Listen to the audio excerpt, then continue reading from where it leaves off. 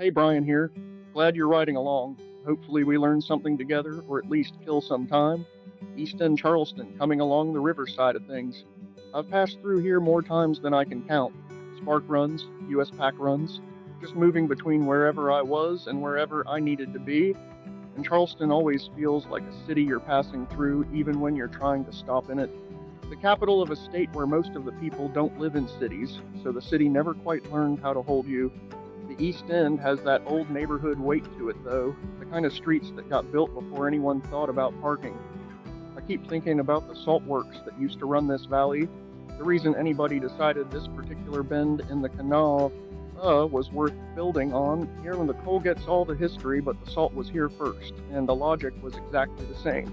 Take what's in the ground and go. Thank you for riding with me. We are in this together. Keep going.